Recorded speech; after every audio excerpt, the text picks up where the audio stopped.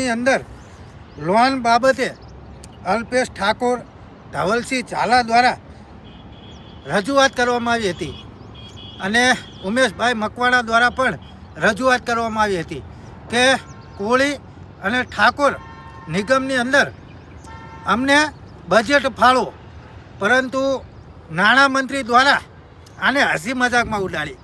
તો ભારતીય જનતા પાર્ટીની સરકાર ચાલે છે, નાણામંત્રી પણ એમનો છે, તો એમને હું ચોક્કસથી કહેવા માગીશ કે અલ્પેશ ઠાકોર એકલા નથી, કે ધવલસિંહ ઝાલા એ પણ એકલા નથી અને ઉમેશભાઈ મકવાણા એ પણ એકલા નથી.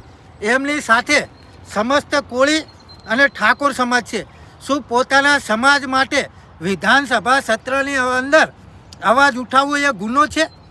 જો પાટીદાર સમાજને શિક્ષણ ફંડ બાબતે 500 કરોડ આપતા હોય તો કોળી અને ઠાકોર સમાજ શું અધેરીને પડેલો હોય?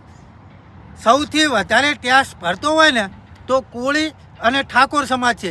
ગુજરાતની અંદર સૌથી વધારે વસ્તી ધરાવતો સમાજ એટલે કે કોળી અને ઠાકોર સમાજ.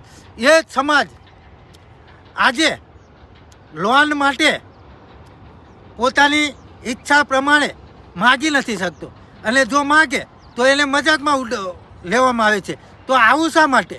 હા, સરકારની અંદર સૌથી વધારે ટેક્સ ભરનાર ઓબીસી સમાજ, એના ફંડ બાબતે થોડુંક પણ આ સરકાર વિચારતી નથી. એટલે ખરેખર જો કોળી અને ઠાકોર નિગમની અંદર જો આ વખતે 2000 કરોડ કરતાં પણ વધારે ફંડ ફાળવવામાં નહીં આવે તો સરકારને ધમકી સમજી હોય તો ધમકી, ચેતવણી સમજી હોય તો ચેતવણી, અને રજૂઆત સમજી હોય તો રજૂઆત. માત્ર એક જ છે કે આવનારા સમયની અંદર તૈયાર રહે, કારણ કે કોળી અને ઠાકોર સમાજ હવે આંદોલનના રસ્તે ઉતરશે, એ તમને અમે ખાતરી આપી છે.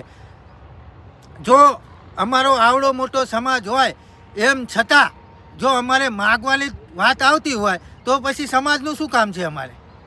ખરેખર ભારતીય જનતા પાર્ટીને રિક્વેસ્ટ, ધમકી જે સમજ્યું હોય સમજે, અમને કોઈ ફેર નહીં પડે, પરંતુ સમસ્ત કોળી અને ઠાકોર સમાજને નિગમની અંદર 2000 કરોડ કરતાં વધારે ગ્રાન્ટ ફાળવવામાં આવે એ જ નમ્ર વિનંતી છે. અન્યથા આ સરકાર જવાબ આપવા માટે તૈયાર રહે. માગવાથી માત્ર ભીખ મળે છે.